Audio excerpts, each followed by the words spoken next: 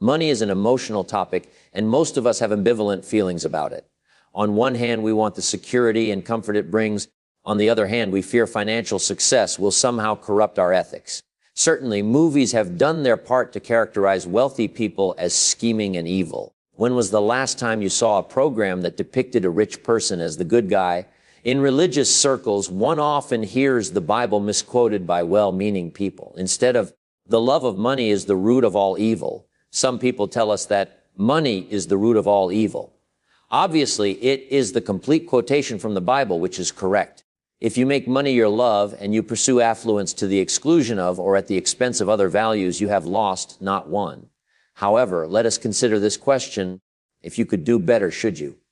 Within the time you've allocated to gainful work, shouldn't you try to accomplish the most you can?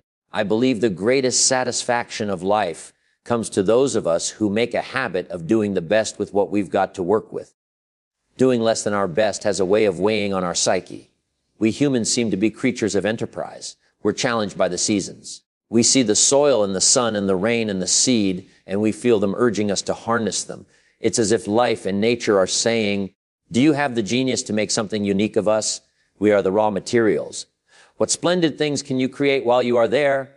You and I, as creatures of enterprise, shouldn't be reluctant to go for high productivity, for the full employment of our genius, for the full development of our potential in all areas of our lives, including the area of creating wealth. That is the essence of life. Sophisticated people know that it isn't the amount that matters. It's doing all that we can do with our God-given abilities that really counts. This last thought, doing all that we can with what we have, is the essence of a special book. It's a small book which can be read in one sitting, but it covers the basics. I call it the appetizer for the full discourse on the subject of financial independence, and I recommend it to you. Our actions and acquisitions say a great deal about us. They reveal our philosophy of life, our attitude, knowledge, and thoughts, even our character. Because the outer always mirrors the inner, they provide a running commentary on our ability to weigh and to perceive. There's even an adage that says, "What you do speak so loudly, I can't hear what you're saying." There's no escaping it. Everything is symptomatic of something. It's either symptomatic of something right or is symptomatic of something wrong. That's why it's such a wise move not to ignore symptoms. In case something in your life isn't working as it should, they act as an early warning system, proclaiming to anyone willing to listen that something must change. For example, you could take a look at your lifestyle in relation to your income. If you're spending more than you're making, you may be committing slow financial suicide. Your next item purchased on the installment plan could be no less than another dose of prison serum served to you on a silver platter. I believe the best plan is to live on 70% of your current income. Are you using it in a wise manner, spending no more than 70% of your total income? Or are you living a few hundred or a few $1,000s a month above your earnings? Take a look at the symptoms before it's too late. I remember saying to my mentor, "If I had more money, I would have a better plan." He quickly answered, "I would suggest that if you had a better plan, you would have more money." This is a statement of major importance. You see, it's not the amount that counts, it's the plan that counts. It's not how much you allocate, but how you allocate it. DVD, NG, Teach, Fini, NCILPIE. When was the last time someone taught you how our economic system worked? I certainly wasn't taught any of this until my mentor patiently took me by the hand and explained it to me. Real-life economics must be one of the most glaring omissions in our educational system. I say this because in my travels to lecture throughout the world, I constantly run into otherwise well-educated people. Doctors, lawyers, top corporate personnel, even entrepreneurs, who haven't the vaguest notion as to how to handle their finances. These otherwise sophisticated people may be able to read complex annual reports, but they don't seem to understand everyday economics, the economics of becoming financially independent on a steady, ongoing, ever-predictable basis. As a result of their ignorance, they do not teach this basic economics to their children. And so, generation after generation remains ignorant of the miracle that is the free enterprise system. Indulge me then, as I take time to review how money is to be allocated for the creation of wealth. Taxes. I realize that the topic of taxes may seem like a strange place to begin the discussion of creating wealth. And yet throughout our lives, whether young or old, we must learn the necessity of paying taxes. And as soon as they have any money at all, our children, too, must learn that the moment they spend money, they immediately become consumers. And all consumers of goods and services, no matter how young, must pay taxes.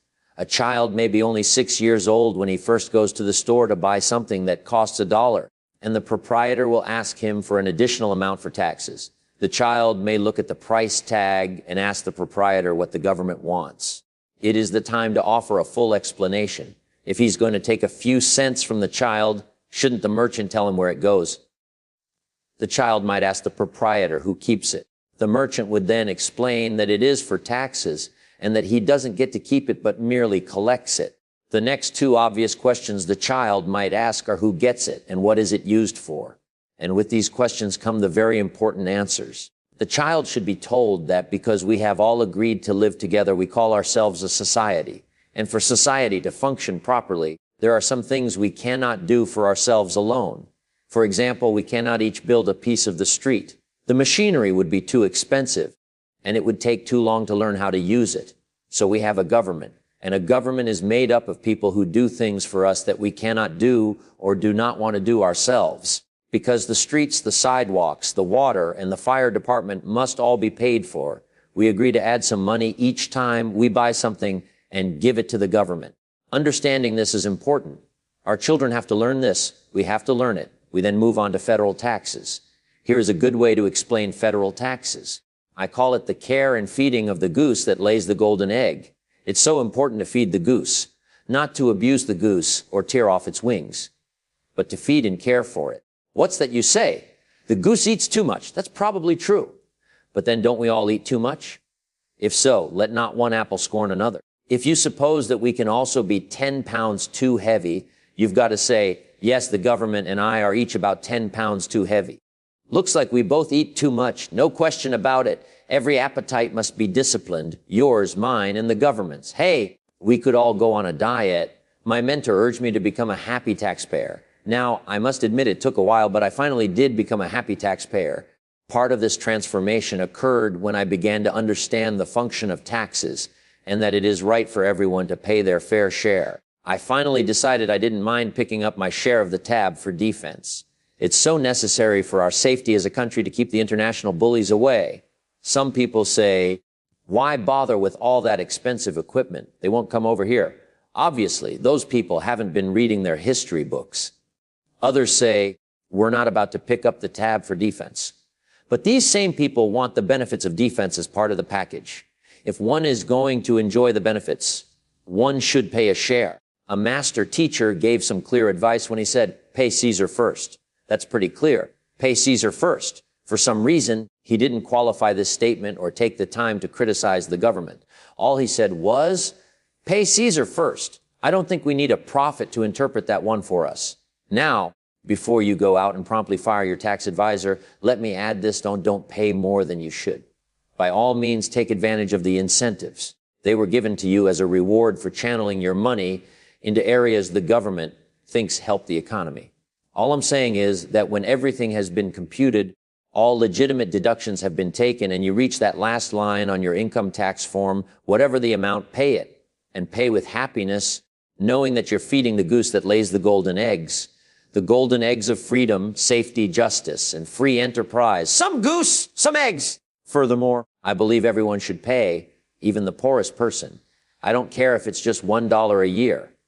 That would be enough. The point is that everyone should enjoy the dignity of paying his or her fair share. There is a story about a teacher and some of his disciples who were watching the people come to offer their contributions to the temple.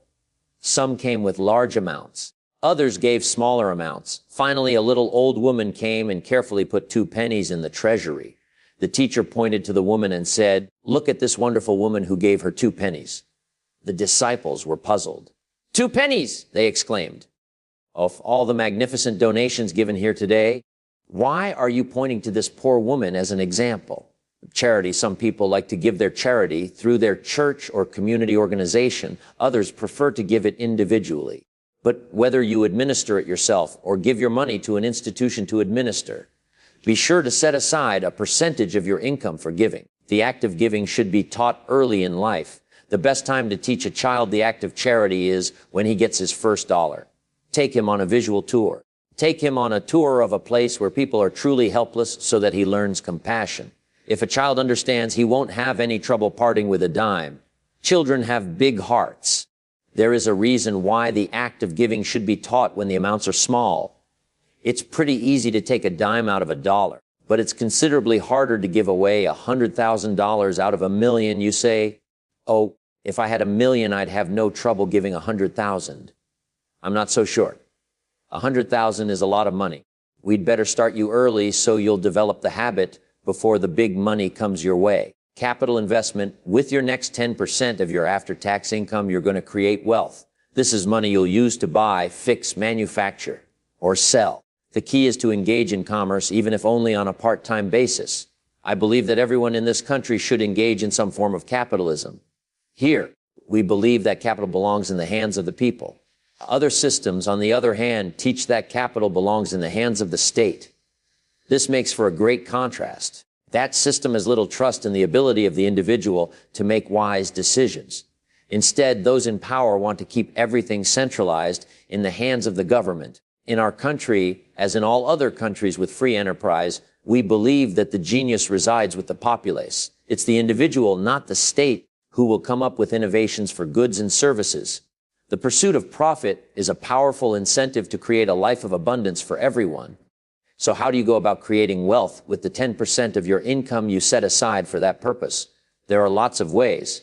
Let your imagination roam. Take a close look at those skills you developed at work, or through your hobbies, you may be able to convert these into a profitable enterprise. In addition, you can also learn to buy a product at wholesale and sell it for retail. Or you can purchase a piece of property and improve it. And if you're fortunate enough to work at a place where you're rewarded for additional productivity, you can work for more income and use this income to invest in an ownership position through the purchase of stocks. Use this 10% to purchase your equipment, products, or equity and get started. There is no telling what genius lies sleeping inside you, waiting to be awakened by the spark of opportunity. Here is an exciting thought. Why not work full-time on your job and part-time on your fortune? Why not indeed? And what a feeling you'll have when you can honestly say, I'm working to become wealthy. I'm not just working to pay my bills. When you have a wealth plan, you'll be so motivated that you'll have a hard time going to bed at night. Savings, the last 10% should be allotted to savings. I consider this to be one of the most exciting parts of your wealth plan because it can offer you peace of mind by preparing you for the winners of life. And through the magic of compounding, greatly aided by the new tax-free retirement programs available to every working person in this country, you can accumulate a princely sum over the years. A child's view, the best time to teach capitalism is when a child discovers that he can make some extra money by making himself useful. But beyond giving them an allowance, you can show your kids how to enter the realm of true enterprise. For example, kids ought to have 2 bicycles, one to ride and one to rent. This way, they can begin to understand the world of commerce. It really doesn't take much to be in business. It doesn't take $1 million. And what's exciting is that a child can learn the basic business principles of running a large corporation by operating a successful bicycle rental business. Here's another idea. Show children how to buy a bottle of soap for $2 and sell it for $3, right in the neighborhood. It's capitalism in action, profits, products, and services brought to the marketplace. It's the stuff of which fortunes are made. And teach your child the advantage of being a child. Tell him that some people will buy from him just because he's a kid. A child goes a few doors down from your home and knocks on a neighbor's door. The neighbor answers. The child says, I have this bottle of soap. It's the best there is. My mother uses it, and lots of people I know wouldn't use anything else. You should really have some. It only costs $3, and since I'm your neighbor, I can take care of you. And besides, I'm just a kid. There isn't that simple. Here is a small example of commerce in action, capitalism at its most basic level. The neighbor says, I appreciate your coming by. I think your product is good, but really, to be honest with you, I have lots of soap. Let me come in and check, says the child, charging forward. So kids know how to overcome objections. They don't stand on ceremony. The neighbor, knowing that her objections are useless, says, okay, I'll be a customer. The child rushes home excited. He says, I've got $3 to spend. If you spend all $3, you remind him, you'll be out of business. Osai is a bit disappointed. I see what you mean. You go on to explain first, you must set aside $2 to invest in another bottle of soap. You must not spend your capital. Capital must be carefully preserved. What would you think of a farmer who ate his seed corn? Dumb farmer, right? So capital, which is known as seed money, must be defended. It's your only chance for another harvest. The child can't argue with your explanation. So after considering the matter, he says, okay, I'll set aside the $2 so I can stay in business and continue to make a $1 profit. But I do get to spend the dollar profit, don't I? Now comes your opportunity to show the child the difference between staying poor and becoming rich. You explain, if you spend all your profit, you'll end up broke and unhappy. The child doesn't understand, so you take him to the poorest neighborhood in town and you ask him, do you want to live like this? No? All right, then you can't spend the whole dollar? Then what do I do with it? First, you must pay your taxes. And for kids, this is easy. They pay when they spend, unless they start making serious money, in which case you must teach them about federal taxes. Remember the goose and its eggs? Next, you remind the child of the need for charity. He remembers, oh yes, here is 10 cents for those who cannot help themselves. Now can I spend the rest? No, you reply. You'll still wind up broke and just a little less unhappy. Okay, what now? The child is becoming impatient. The next 10 cents out of your $1 profit is for the increase of your capital. If you keep setting aside 10 cents for every dollar you make, you'll someday have enough to buy 2 bottles of soap instead of 1. Oh, sure. Now the child is really catching on. If I can buy 2 bottles instead of 1, I save myself a trip and sell more bottles. How clever! Next, you explain that some companies will charge you less per bottle when you buy 2. If they sell 1 bottle for $2, they might sell 2 bottles for $3.80. The child is excited. Wow, he exclaims. When I sell it, I can even make more profit. And it's true. Everybody benefits from the increase in capital. The company gets to sell 2 bottles at a time. The child saves a trip and some costs, and he can keep some of the savings or pass them on to the neighbor as an incentive to buy 2 bottles instead of 1. The child says, hey, this is neat. Now do I get to spend the rest of my profit? No, we still need to do one more thing. We're going to rent your money to the bank. How does that work? So you explain, out of your profit, you need to take out 10 cents and put it into a financial institution like a bank. They're going to pay you a fee for renting your money. They call it interest. Why would a bank want to do this?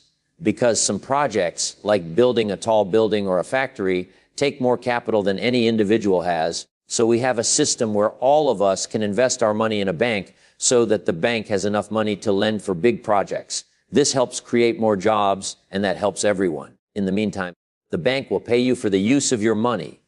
What kind of interest do they pay kids? The same as they pay adults. The child has a hard time believing this.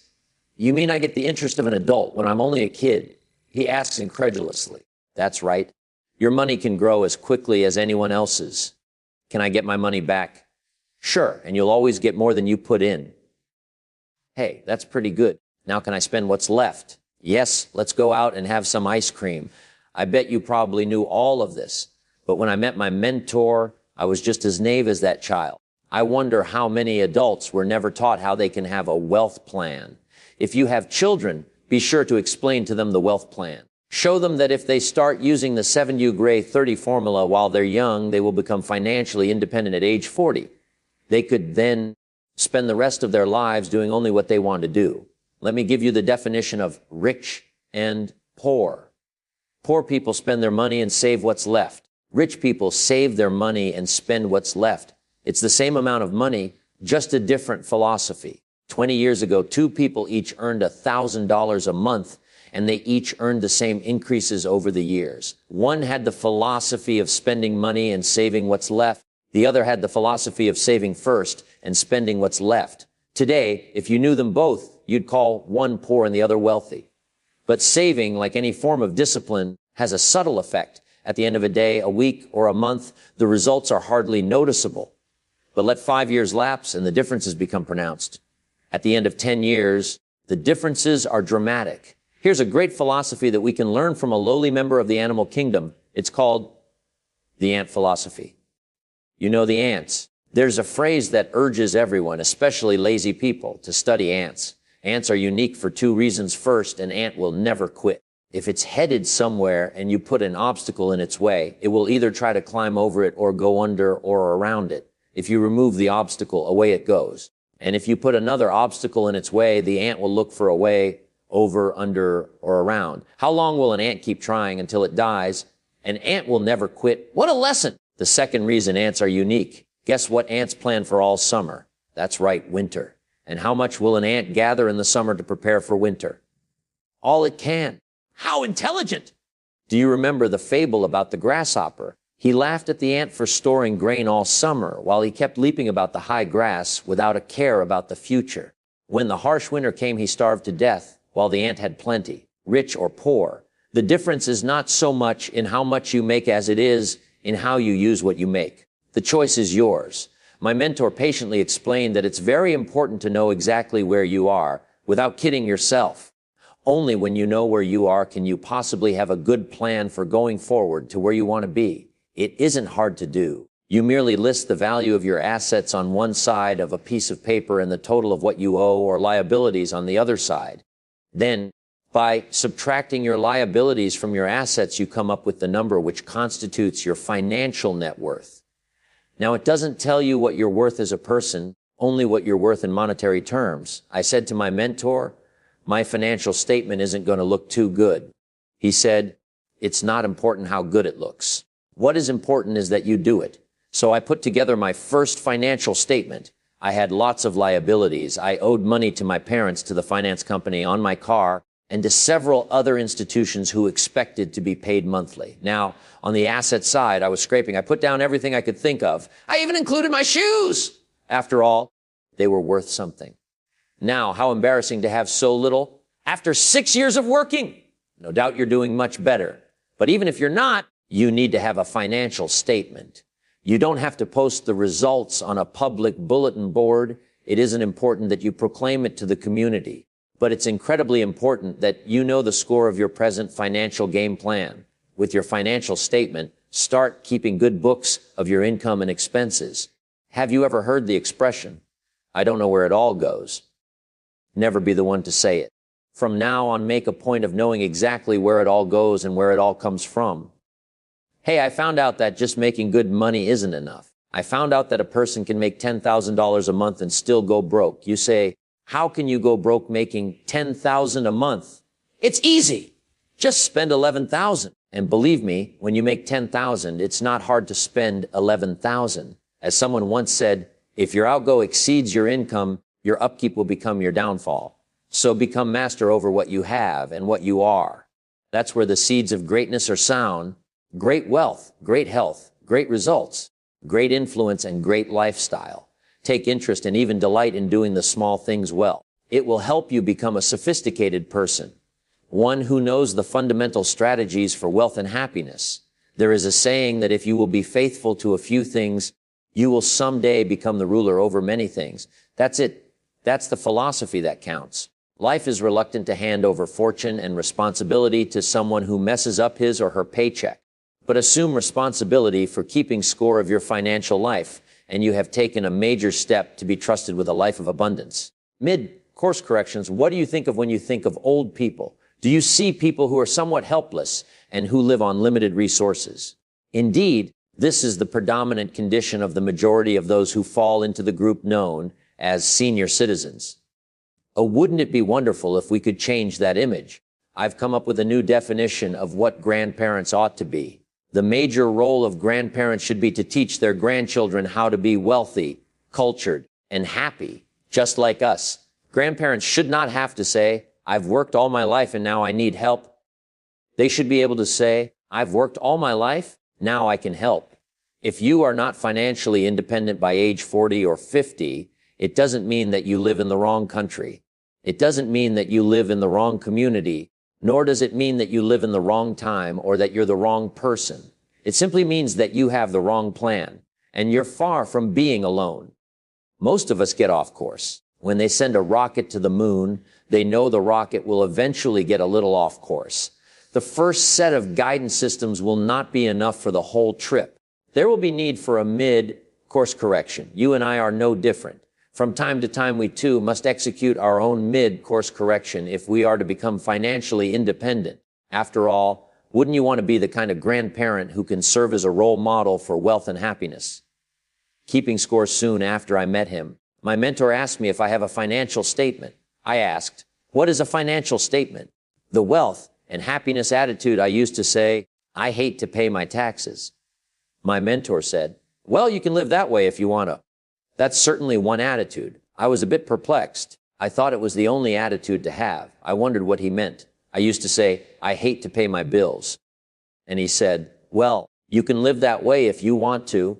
I thought it was the only way. I used to say, I hate to part with my money.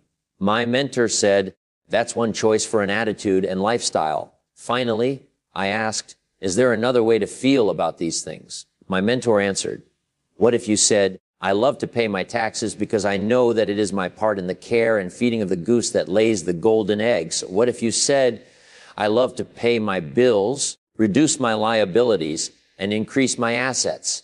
What if you said, I love to part with my money and put it into circulation where it can help build a dynamic economy? Wouldn't it be a better way if you learned to love to rather than hate to? What an incredible way to look at life! And although it took me a while to learn to say, truthfully, I love to, the change in my life from hating to loving made a tremendous difference. My mentor even taught me to pay my car payments with enthusiasm. He said, next time you pay $100 on your installment loan, put a note inside the envelope that says, with great enthusiasm, I send you this $100. Smiling broadly, he continued, you won't believe what a stir this will cause on the other end.